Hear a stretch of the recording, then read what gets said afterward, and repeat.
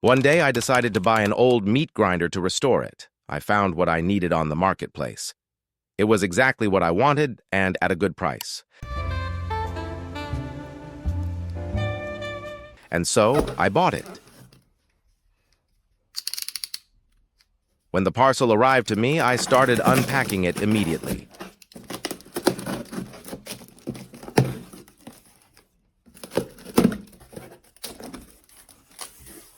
But after unpacking the box, I was horrified. Something was wrapped in a dirty, smelly rag. I was scared and disgusted to open it.